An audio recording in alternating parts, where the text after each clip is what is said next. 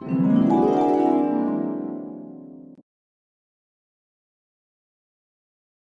الدنيا والدين وصلى الله على نبينا وسيدنا محمد وعلى آله وصحبه أجمعين أما بعد. Kita panjatkan puja dan puji syukur kehadirat Allah Subhanahu wa taala. Pada kesempatan malam yang berbahagia kali ini, hari Rabu, malam Kamis tanggal 6 Jumadats Tsani 1447 Hijriah, atau yang bertepatan dengan tanggal 26 November 2025, kita kembali diberi kekuatan, kesehatan, hidayah serta taufik dari Allah Jalla wa'ala, sehingga kita bisa kembali menghadiri pengajian rutin tafsir Al-Quran di Masjid Agung Darussalam Purbalingga. Kita berharap semoga Allah Subhanahu wa taala melimpahkan kepada kita semuanya ilmu yang bermanfaat, sehingga bisa kita amalkan sebagai bekal untuk menghadap kepada Allah Jalla wa'ala. Allahumma amin. Salawat dan salam semoga senantiasa tercurahkan kepada junjungan kita Nabi Agung Muhammad sallallahu alaihi wasallam, kepada keluarganya, sahabatnya, dan umatnya yang setia mengikuti tuntunannya hingga di akhir nanti. Seperti biasanya, sebelum kita mengawali materi hari ini, kita akan membaca sebagian dari ayat-ayat yang termaktub di dalam surat yang mulia, surat Abasa. Semoga Allah Subhanahu wa taala memberkahi majelis kita. A'udzu billahi minasy syaithanir rajim.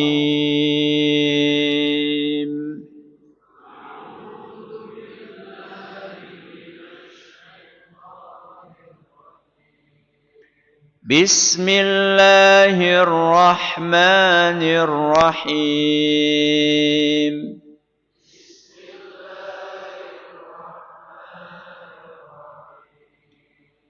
Abasa wa tawalla an ja'ahul a'ma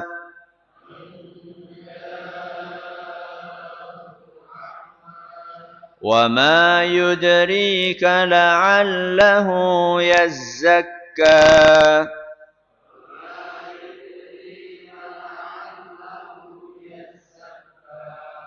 أو يذكر فتنفعه الذكرى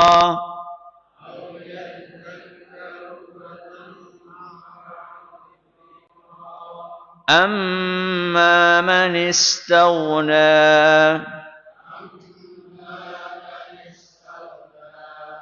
فأنت له تصدى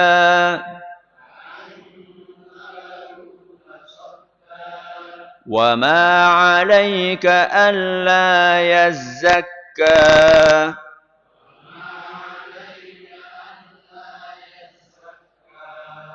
وأما من جاءك يسعى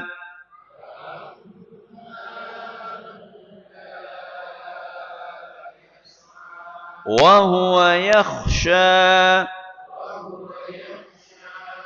فأنت عنه تلهى كلا إنها تذكرة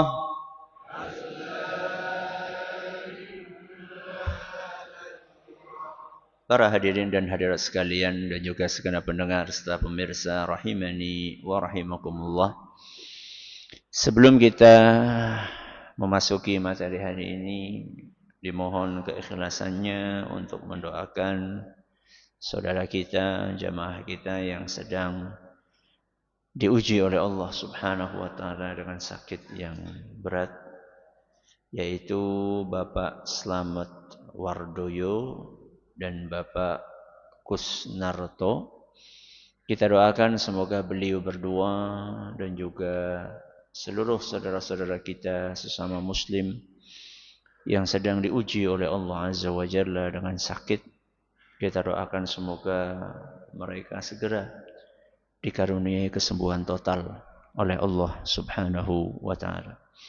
Bismillahirrahmanirrahim. Alhamdulillahi rabbil alamin, arrahmanir rahim, maliki yaumiddin. Allahumma salli ala Muhammad wa ala ali Muhammad كما صليت على إبراهيم وعلى آل إبراهيم إنك حميد مجيد اللهم رب الناس مذهب البأس اشفي Pak Slamet Wardoyo wa Pak Kusnarto wa marḍى المسلمين أنت الشافي لا شفاء إلا شفاءك شفاء لا يغادر سقما اللهم رب الناس مذهب البأس اشفهما ومرضى المسلمين أنت الشافي لا شفاء إلا شفاءك شفاء لا يغادر سقما اللهم رب الناس مذهب البأس اشفهما ومرضى المسلمين أنت الشافي لا شفاء إلا شفاءك شفاء لا يغادر سقما وآخر دعوانا أن الحمد لله رب العالمين. Para hadirin hadirat sekalian dan juga sekalian mendengar pemirsa rahimani wa rahimakumullah. Pada pertemuan yang lalu kita telah selesai membahas ayat ke-9. Apa bunyinya? Wa huwa yakhsha. Hari ini kita akan membahas ayat berikutnya, yaitu ayat ke-10.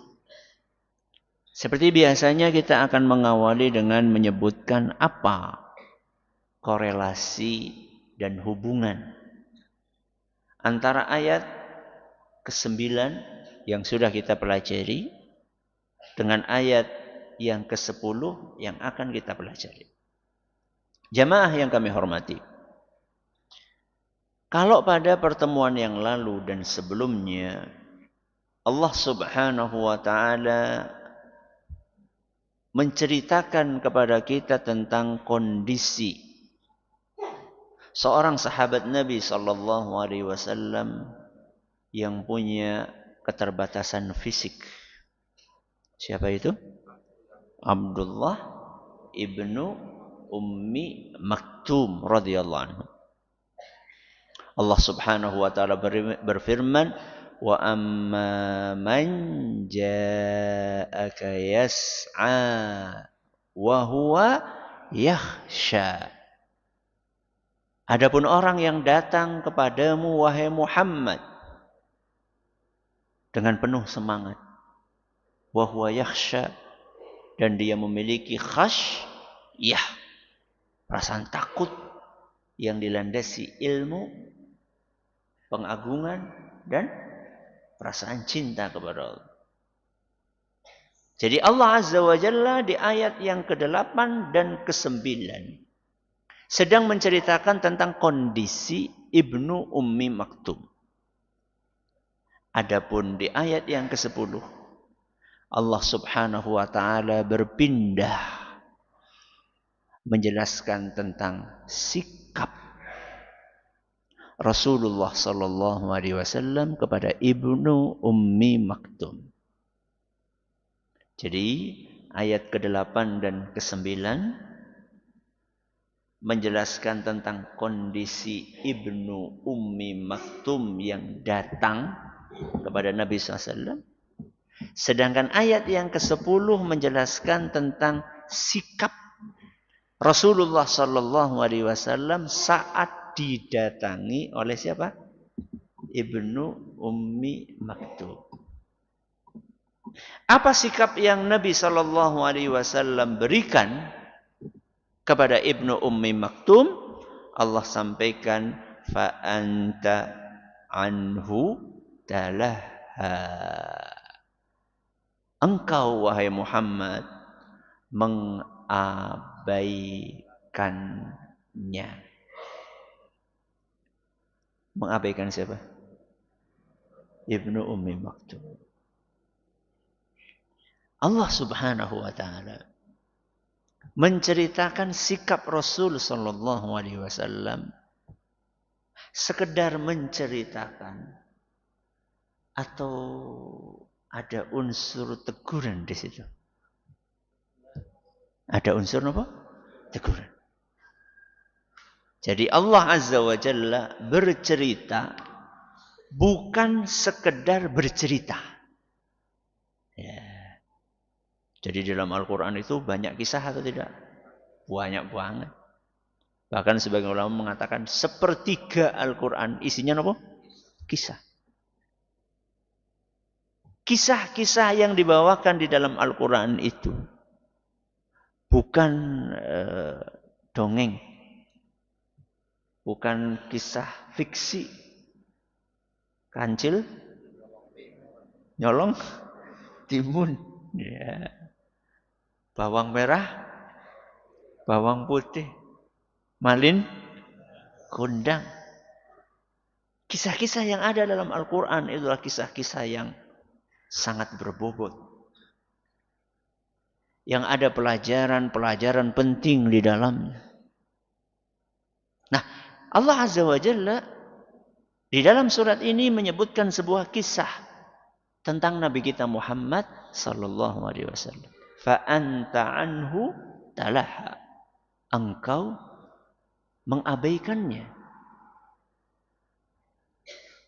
Allah Azza wa Jalla ketika menyampaikan tentang sikap Nabi SAW kepada Ibnu Ummi Maktum, sejatinya itu adalah teguran.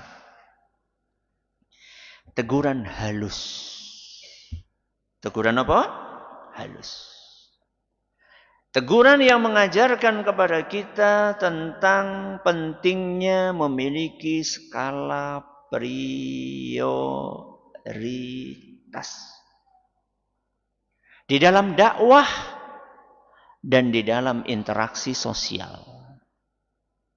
Jadi ketika kita berinteraksi dengan orang lain, ketika kita mendakwahi orang lain, itu kita harus punya skala nopo prioritas. Mana yang mendesak didahulukan, mana yang boleh sementara dinopo ditunda, dipending. Jadi teguran halus dari Allah Subhanahu wa taala kepada Nabi kita Muhammad sallallahu alaihi wasallam mengajarkan kepada kita sebuah fondasi etika sosial. Jadi seorang muslim ketika dia bersosial, ketika dia bermasyarakat, dia punya fondasi etika. Apa fondasi etikanya?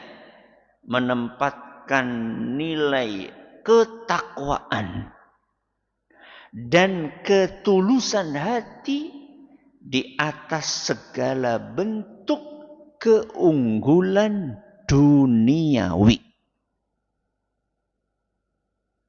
Pondasi etika bersosial di dalam agama kita adalah lebih mementingkan ketakwaan seseorang dan ketulusan hatinya dibandingkan sekedar keunggulan apa?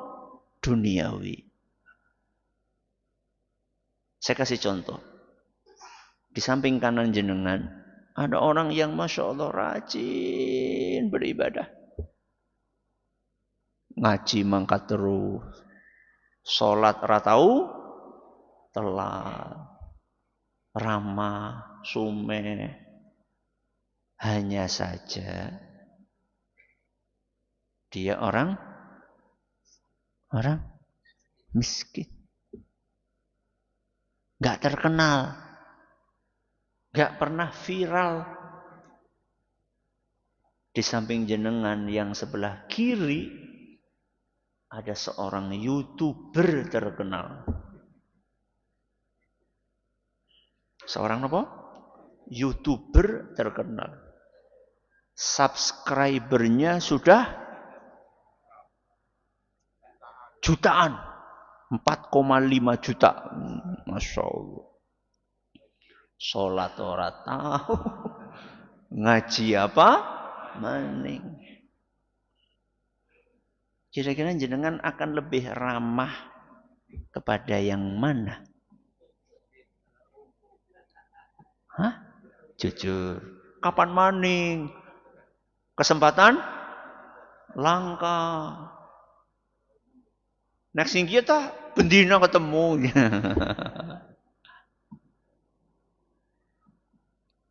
Ketika kita berinteraksi, kita itu punya pondasi. Pondasinya apa? Pondasinya nilai ketakwaan seseorang di atas segalanya. Di atas apa? Segalanya. Kenapa? Karena yang dilihat sama Allah Azza wa Jalla bukan kedudukan sosial. Innallaha la yanzuru ila suwarikum wala ila amwalikum walakin yanzuru ila qulubikum wa a'malikum. Allah Subhanahu wa taala itu bukan melihat casing kalian. Apa? Casing. Casing siapa?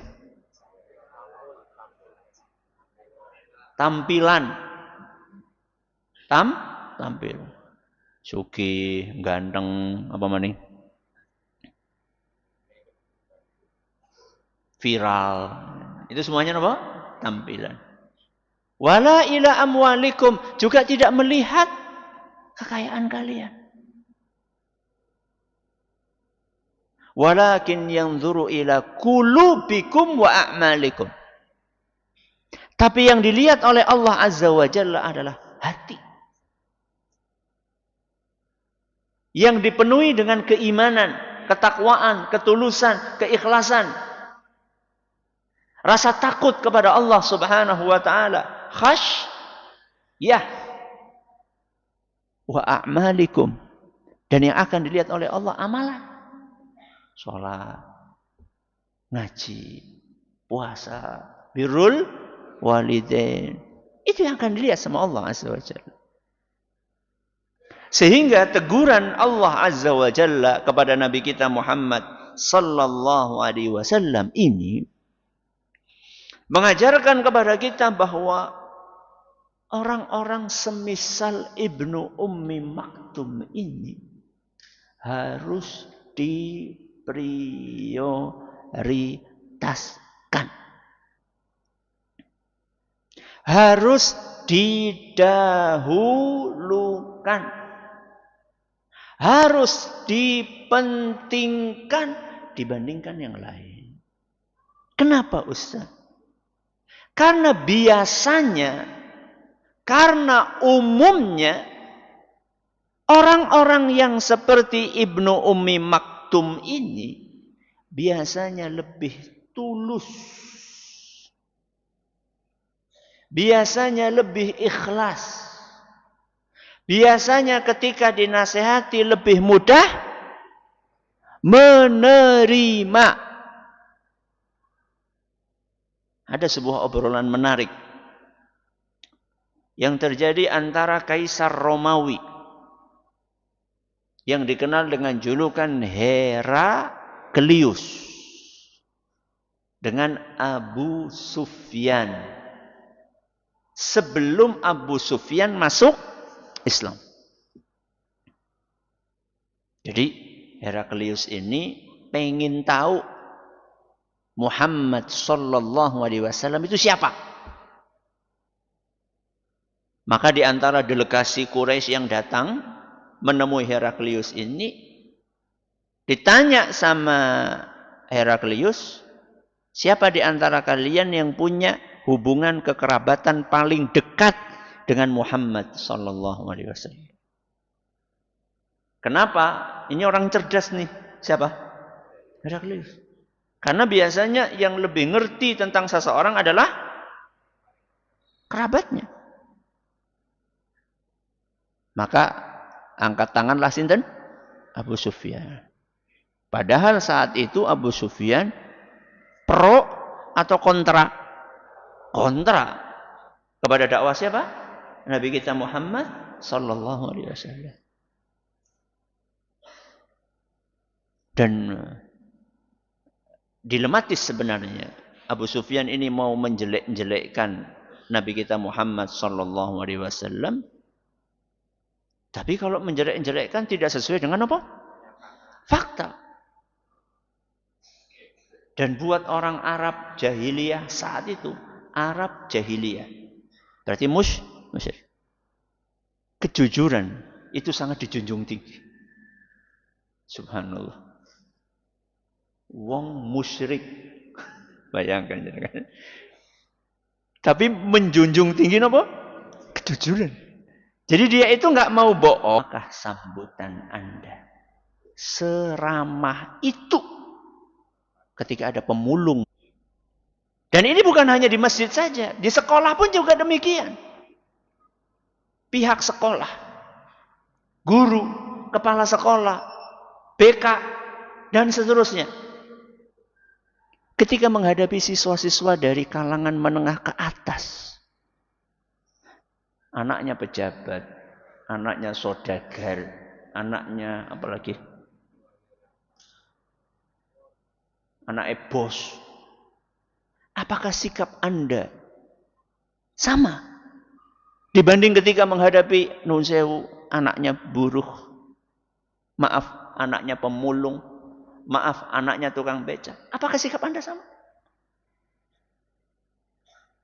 Ketika mengeles, bukan ngeles. Ketika memberikan les kepada seorang siswa yang bayarnya apa?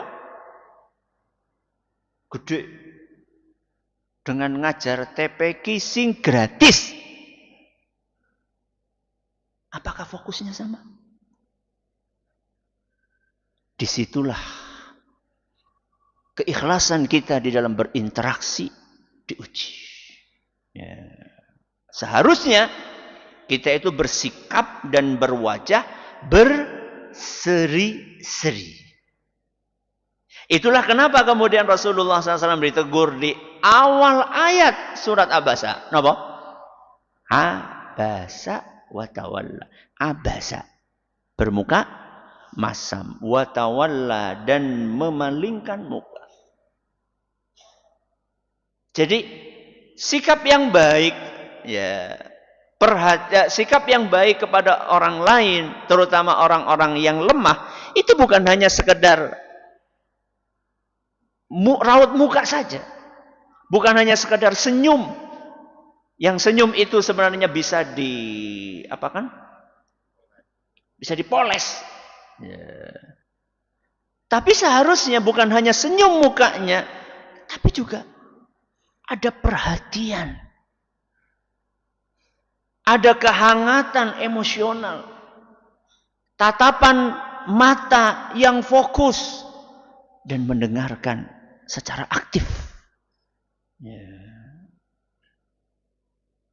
Terutama kepada orang-orang yang lemah. Baik itu lemah hartanya, baik itu lemah fisiknya, maupun lemah imannya. Lemah apa? Hartanya berarti orang miskin. Lemah fisiknya berarti orang yang punya kekurangan fisik, maaf, buta atau apa? Tuli, ya, atau bisu, ya. Itu kekurangan, itu kelemahan fisik atau kelemahan iman. Orang yang pengen memperbaiki diri dan dulunya punya masa lalu yang kelam. Orang-orang seperti ini itu perlu disikapi dengan sikap yang ramah. Makanya Masya Allah, ya, mulai ada di antara para ustadz yang menggunakan penerjemah. Menggunakan apa? Penerjemah. Penerjemah untuk teman-teman tuli. Teman-teman apa? Tuli. Dan penerjemahnya itu menerjemahkan isi pengajian. Jadi selama ini biasanya penerjemah ada dalam apa? Konferensi pers, dalam berita. Menurut jenengan, lebih urgen mana penerjemah di pengajian atau penerjemah di berita tentang perampokan, perceraian, rebutan gono gini? Lebih penting mana kira-kira? Dua-duanya penting. Masalahnya pas pengajian orang penerjemahnya. Nah, sebagian ustaz sudah mulai itu. Di Jakarta ada pengajian yang disediakan apa? Penerjemah. Dan teman-teman tuli, ya, itu disendirikan di sebuah ruangan, ada penerjemahnya. Nah, ini perlu dicontoh sama yang lain. Ya. Karena mereka pakai suara nggak bisa. Bisanya pakai apa? Bahasa isyarat ini. Saya nggak tahu gimana caranya. Ya. Makanya kalau ada di antara jenengan yang punya kemampuan, itu bisa ambil peran di situ. Ya. Pahalane insya Allah kayak pahalane ustadz. Ya, Masya Allah. Ya. Dan itu nggak cuma untuk teman tuli. Mereka lebih suka dikatakan teman tuli ya. Dibandingkan apa? Tunarungu. Ya. Ini saya juga baru dapat ilmunya. Mereka lebih suka dikatakan teman tuli daripada tunarungu. Makanya dari tadi saya pakai kalimat apa? Teman tuli. Ya, bok tuli. Ya itu lebih suka mereka. Ya. Itu bukan hanya yang mengambil manfaat orang yang hadir di pengajian, termasuk orang-orang yang mengikuti pengajian itu secara online. Dan rekaman itu nanti akan bertengger ya di YouTube atau di media sosial yang lainnya sekian tahun, dan sekian tahun itu si penerjemah mudah-mudahan mendapatkan pahala seperti ustaznya. Ini namanya perhatian secara maksimal. Oke. Kemudian pelajaran yang diambil juga di sini adalah ketika Allah Azza wa Jalla menegur Nabi kita Muhammad SAW, fa anta anhu talaha. Talaha itu apa tadi?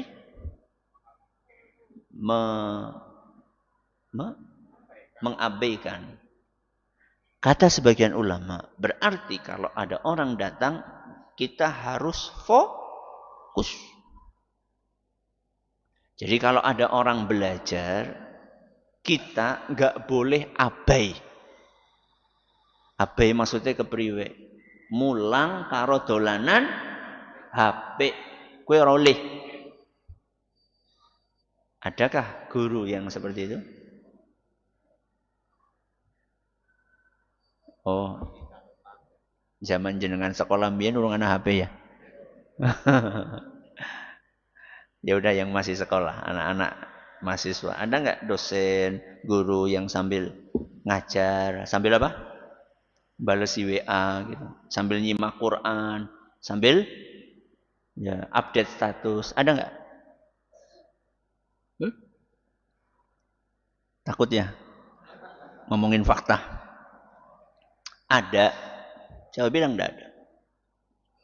Ada. Wong karo nyimak Quran, karo apa?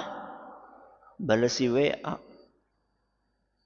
Wong karo nyimak Quran, karo update status.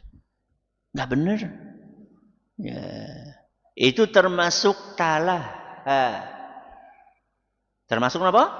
Talah. Mengabaikan murid.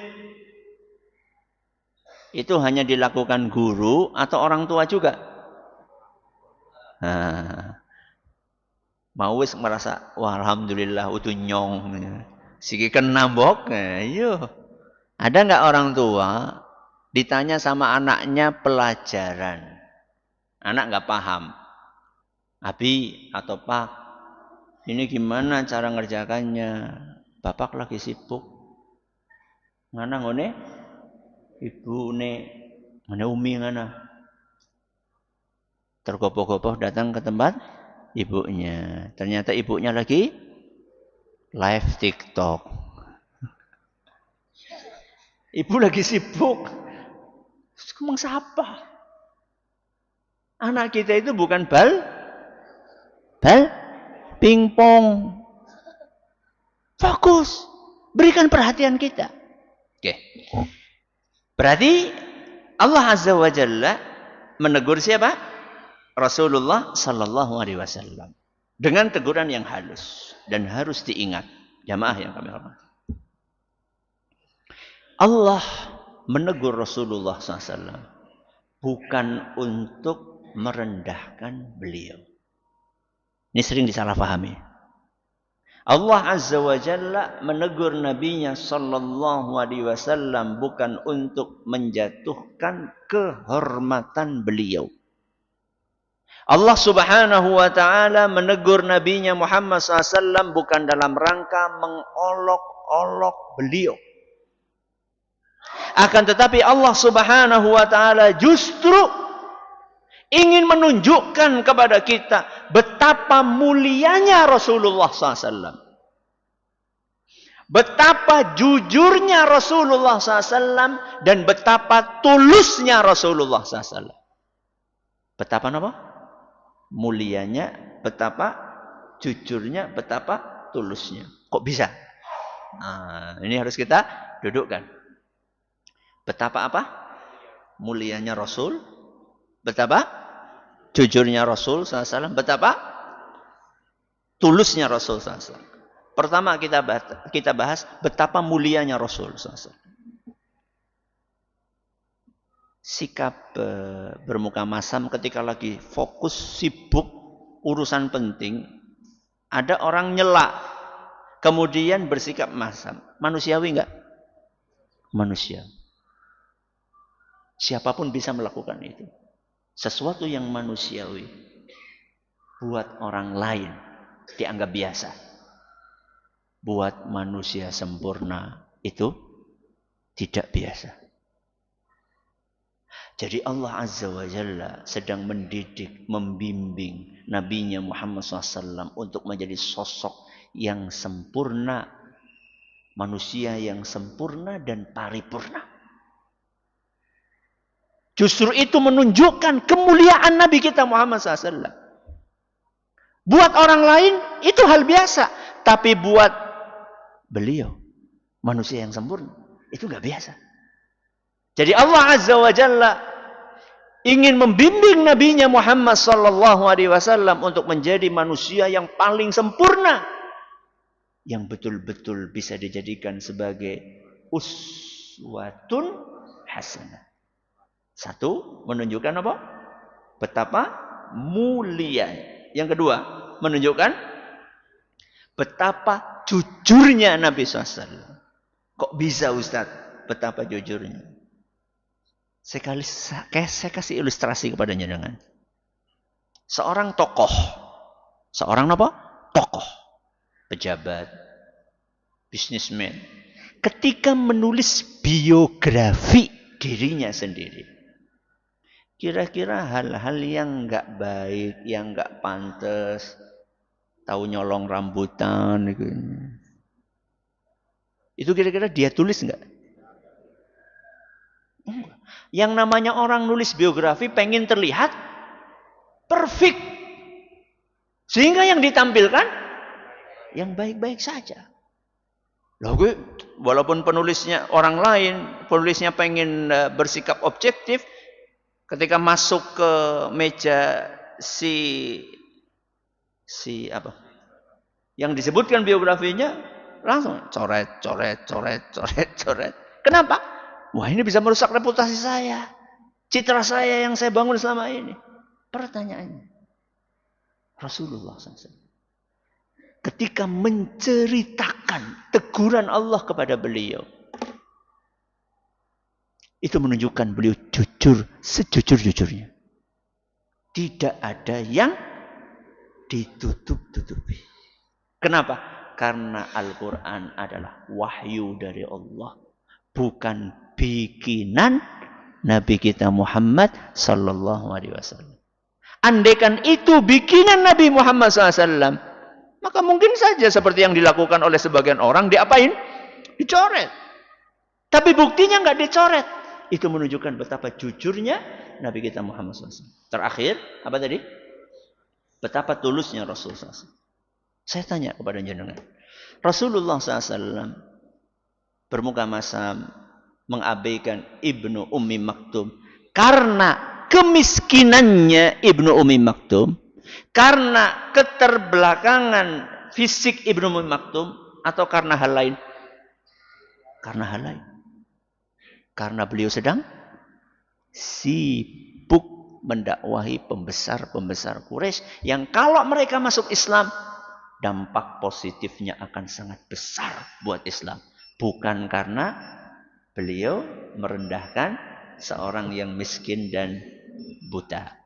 Dan ini menunjukkan betapa tulusnya Nabi kita Muhammad sallallahu alaihi wasallam. Semoga bermanfaat untuk kita semuanya. Terima kasih atas perhatiannya. Menurut segala kurangnya kita akhiri. Subhanakallahumma bihamdika asyhadu an la ilaha illa anta astaghfiruka wa atubu ilaik. Assalamualaikum warahmatullahi wabarakatuh. Jangan lupa untuk subscribe dan share bila kajian ini dirasa bermanfaat.